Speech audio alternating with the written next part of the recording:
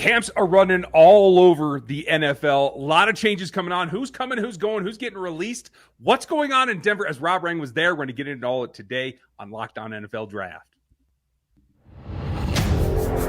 You are Locked On NFL Draft, your daily podcast covering the NFL Draft. Part of the Locked On Podcast Network, your team every day.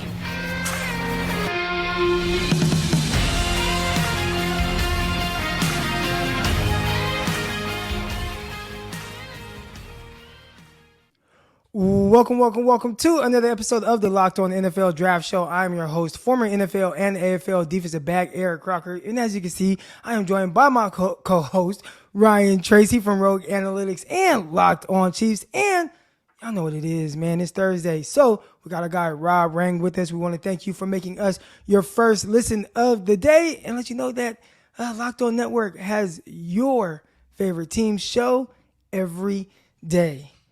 All right, man, let's get into it. We got Rob Rang. He's been on his tour, but not just for fun and going around watching practices. He is doing some scouting and evaluating of prospects and a lot of prospects that might potentially make their way to the CFL. But you did kind of touch on a little bit before we got started here how you've noticed a little difference in training camp practices and how they're being run. So what differences have you seen?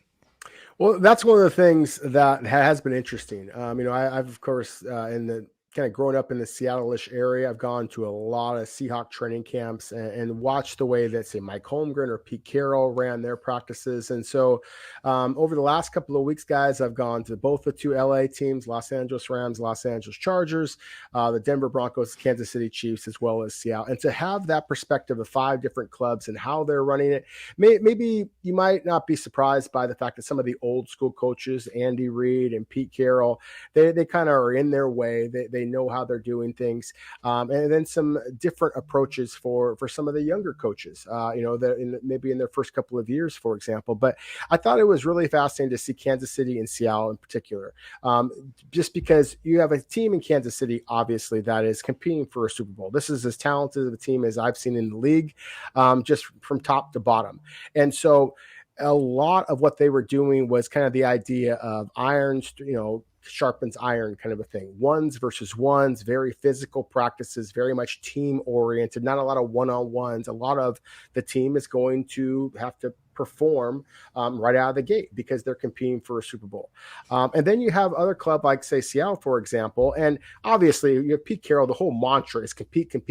But at the same time, this is still a club that's very much in the evaluation stage. They are doing not so much one-on-ones, but kind of sprinkling players in. Obviously, quarterback has been really notable with Geno Smith and Drew Lock alternating, but Rashad Penny, Ken Walker III alternating. The 2 corners, rookie cornerbacks, Tariq Woolen, Kobe Bryant playing a lot of time with the starters as well. So there's been some kind of evaluation. So that to me has been one of the fascinating things, is just how different NFL teams are running their practices. And then specifically with Denver, for example, they had more of that Kansas City kind of a mentality where the 1s and 2s were facing off. And, I was fortunate to have kind of an up close personal look at the guys on the back end of the roster. Because as you mentioned, Croc, I'm very much trying to evaluate those players for not only for the NFL, but for the CFL as well. And that was one of the fascinating things about the Broncos specifically, was just how many of their young players really look like they're ready to pop. And it's not always the top guys that you might expect, the way that it was, say, in Kansas City, when I saw Karlaftis and, of course, the UW corner McDuffie, their top 2 draft picks, and both of them look like superstars. And wasn't at all surprised to see Karlaftis do well in the preseason opener. So that to me was kind of one of the fascinating things about it. And, I'm eager to see Seattle and Chicago play tonight and see if there's some other rookie prospects out there who are going to be surprising for Seattle and Chicago. Have you been to any joint practices yet? I have not. And the joint practices would be a lot of fun, but I'm already kind of going back and forth, with just one club. I can't even imagine how stressful it'd be because obviously at a game, if you're there in person, if you're watching at home, you can record it and stop, rewind. I mean, that's every scout's, what we have in our toolbox. But when you're out there evaluating live, then you don't have that ability. And so, and I'm trying to focus in on one player per snap, basically. And so when you got two different clubs out there, I just missed Dallas being in there with Denver, for example. That would have been interesting. But at the same time, that's one thing you have to worry about Dallas Cowboys. They're going to be on TV plenty. I'm really intrigued by the concept of what you started with, the older generation of coaches versus the newer generation, knowing also that two of these teams, one with the older coaches and one with the younger one, are both coming off of Super Bowl appearances in the last couple of years. So there's that longevity of the season overplaying into camp too. For the younger coaches, do you think that it's all new and experimental, or is there just a different philosophy overall going through this camp process? I think it's a little bit of both, Ron. I think Sean McVay, for example, obviously head coach of the world champion Los Angeles Rams. And one of the things that the way that the Rams have built their roster, the way that the Rams have built their roster is that they have so much money allocated to their top stars, to the Aaron Donalds, to the Matthew Staffords, Jalen Ramsey, et cetera, et cetera. And that obviously leaves very little money for everybody else. So it was fascinating to me that the Rams practices I was at, Aaron Donald was on the field as much as anybody, as much as the fourth string backup, guard. But then during the preseason games, he's not played. And whereas you see another club, for example, that might be using that practice time where you're just seeing the young players out there. And then during the game itself, they're actually playing their studs, because they want to hit the ground running once that first game starts, and so to see the different philosophies, I don't think it was so much the age of the coaches, so much as it was the just where they feel like their clubs are and how they can best prepare themselves by also keeping their stars a little bit in bubble wraps. Awesome, man. It's so interesting to hear the differences between these coaching staffs and the philosophies, and especially these younger guys. They're not playing guys in training camp. The OG coaches, they're like, we're going to continue to kind of play our guys in these preseason games. And we're going to hear more about what's going on with the Denver Broncos, some of their younger players who are standing out to Rob Rank, as well as an update on Russell Wilson and how his transition has been. But first, we want to talk to you a little bit about the good folks over at LinkedIn. And as you gear up for this fall, you need the right people on your team to help your small business fire on all cylinders. LinkedIn Jobs is here to make it easier to find the people you want to talk to faster, and best part about it, y'all, it's for free.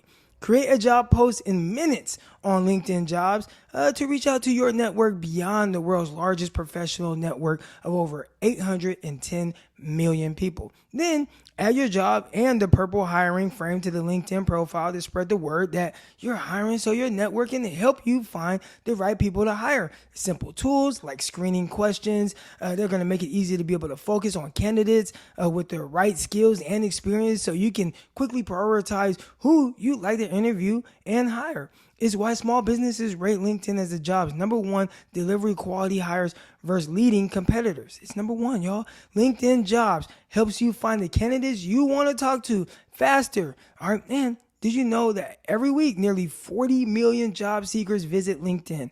All right, post your job for free at LinkedIn.com/LockedOnNFL. That's LinkedIn.com/LockedOnNFL to post your job for free. Terms and conditions apply. All right, y'all, we want to thank you for making Locked On NFL Draft your first listen of the day. And for your second listen of the day, third listen of the day, you got Locked On 49ers with myself and Brian Peacock. You got Locked On Chiefs with my guy, Ryan Tracy. And you got Locked On Seahawks with our host every Thursday, Rob Rang, as well. All right, Rob, we're going to continue kind of this training camp tour of yours and talk to us a little bit about Russell Wilson. I mean, that was a huge change for him. And like you said, you grew up in the backyard of the Seattle Seahawks. You've been to training camp practices. You've been able to watch that. You've been able to see that that team just grow into what it was, and how Russell Wilson had a big impact on that. Well, he's gone. And right now, the Seahawks, they got Drew Lock and Geno Smith. And now the Broncos, who you just visited, they got some young receivers, but now they got Russell Wilson. So what impact have you seen that Russell Wilson have on this team? A huge one. You could just see the confidence, and you just feel it in the building, and talking to some of the coaches who have been there, the scouts who have been there, and just, Russell Wilson, for all of the different, kind of stereotypes and people talk about, some of his different cliched, comments and things like that, the separations and the preparation, let's ride and all that kind of stuff. And that might sound kind of corny to people outside the building, but it's completely galvanized the roster. You can just see that the way that the guys are are not just warming up to him. They're, everybody is on board. And it was a pretty cool process, actually, just to kind of watch how well that he is being accepted by that organization, by the fans, and the excitement that, there were some fans in the stands for one of the practices.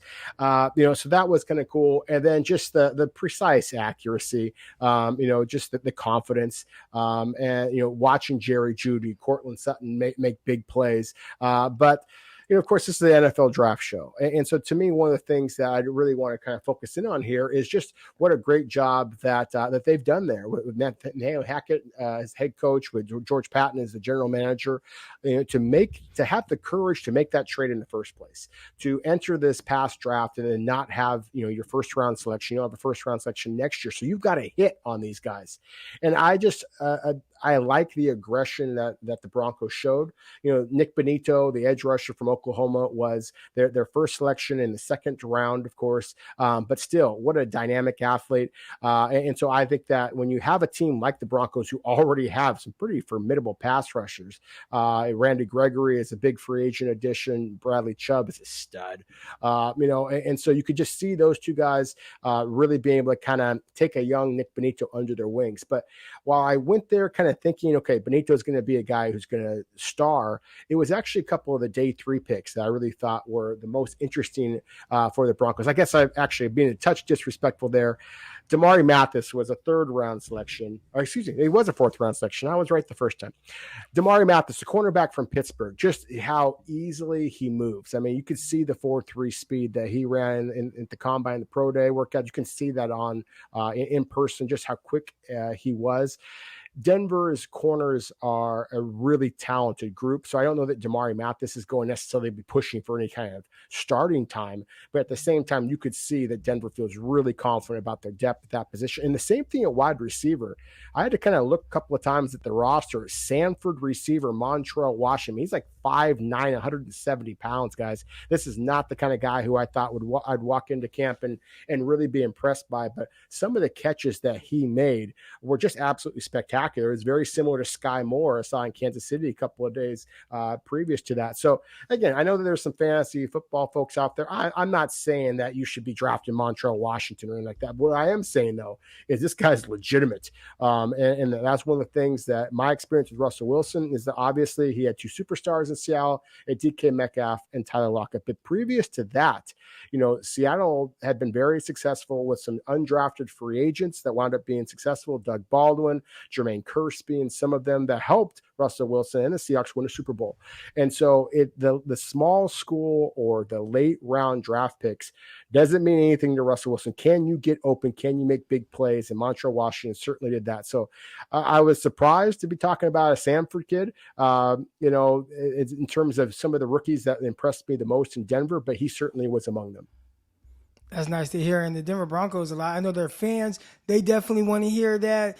Having another member of that secondary, because they have some really good young pieces in that secondary. You're talking about guys like Patrick Surtain, the second. Yeah, kind of Damarri Mathis to that mix right there.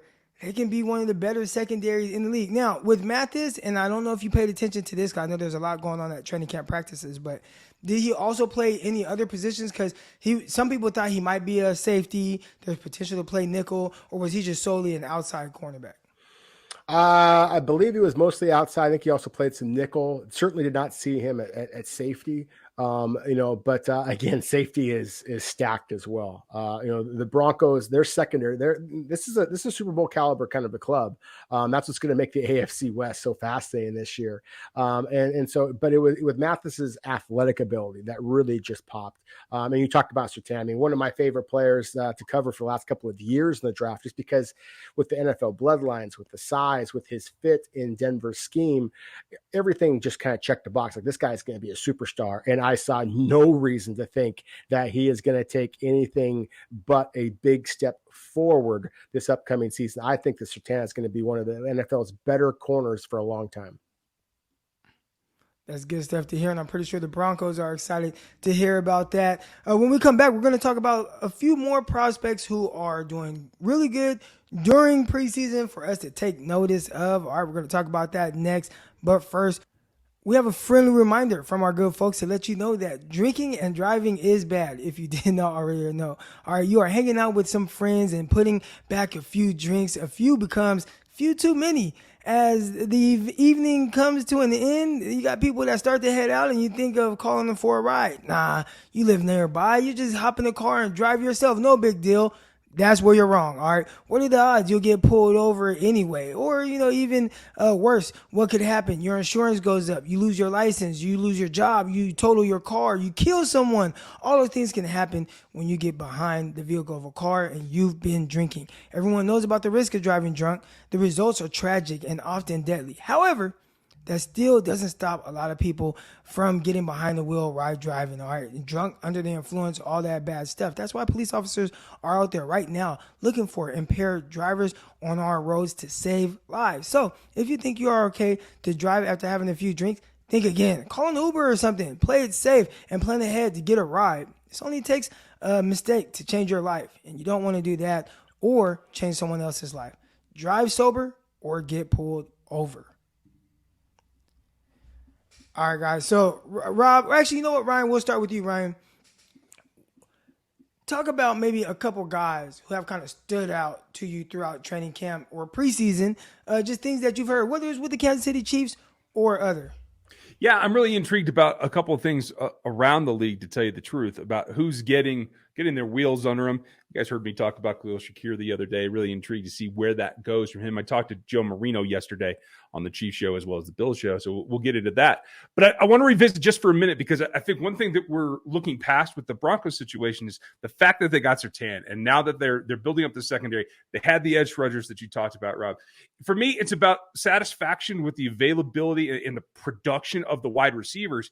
That all had to go into the calculation for this franchise, for George Paton to make that trade, because now without those picks, you really can't afford to invest in some of those premier positions like wideout and corner and edge rusher. So it comes to me like you can pick up linemen in the second and the third and the fourth rounds and hope to build a productive team, which I think is still the weakness of this Broncos offense and maybe the team overall. So I think that was a well-calculated and planned out philosophy for the Broncos in this draft, and it's got to echo for the next 2 or 3 seasons, in my opinion. So this isn't just checkers here in 2022. This is chess all the way to 2025 for me. But that said, do you think that there is anybody else that you could compare to that is doing the talent evaluation, that is really finding those gems, like Shakir going in the 5th? I think Brandon Beane is one of the leaders in this league. But for me, it's about the longer picture. And I feel like the league overall is getting a little bit short-sighted. Do you see that as well? I think that the league certainly is getting a touch short-sighted at times. I think that one of the real themes I've seen is that just how, and I think we're seeing this with Roquan Smith in Chicago, and we talked about that. If you're going to use that premium position on a line, or a premium selection on a non-premium position, you eventually have to pay the piper. I'm seeing a lot of NFL clubs, including some of the Super Bowl caliber teams we just talked about, Denver, the LAs, Kansas City certainly, that are basically eschewing the talent at the linebacker position. They're going with players that you may not know of, you may not have heard of much, but still are putting up some awfully productive stats. And so that to me is interesting. Just that when I think of football, I still think of middle linebackers. And so to see teams kind of go away from that has been interesting. And you mentioned Joe Marino, who does a great job locked on Bills. One of the rookies, kind of going back to Croc's initial question, that I've been impressed by is Kyer Elam. The asking him to play much more zone, than after previously playing a lot of man. I mean, I wasn't so sure that he's going to be able to handle that transition. One of the questions I had about him was he going to be willing to come up and thump you? Was he going to be a reliable enough open field tackler? And yet, getting some rave reviews of how he has performed. Those obviously that's a first round selection. But I think that some of the later round picks that I've been impressed by, we've talked a lot about Tariq Woolen, and he also has missed some tackles, but I am telling you, this guy is just physically such a perfect fit for what Pete Carroll wants to do with that cornerback spot. So he's a guy. I'll talk about Seattle's opponent, Chicago. Everybody kind of blasts the Chicago Bears, but this 5th round pick, Braxton Jones, they got left tackle. Southern Utah State. All three of us were in Mobile, Alabama. We saw Braxton Jones perform there. And so talk about some guys who, again, kind of back to your point, Ryan, you're seeing clubs that maybe aren't willing to invest the early draft picks or early dollar or big dollars in offensive tackles because they might feel like they can develop them. Braxton Jones is a guy who I'm intrigued by because he's a small school guy, because he's an athlete. And so he is another one of those later round picks that I think has been, pretty impressive so far. Another late round pick that's doing well. You talked about some guys over there with the Buffalo Bills, but Christian Benford.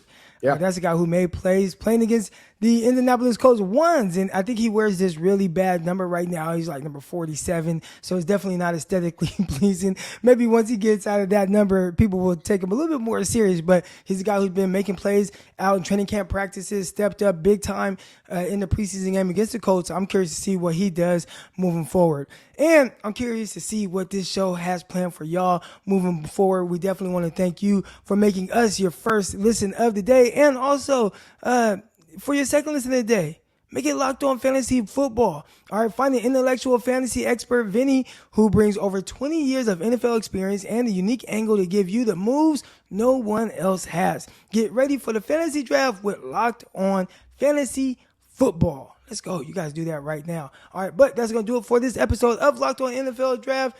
From Eric Crocker, Ryan Tracy, Rob Ring. We'll see y'all tomorrow. Peace.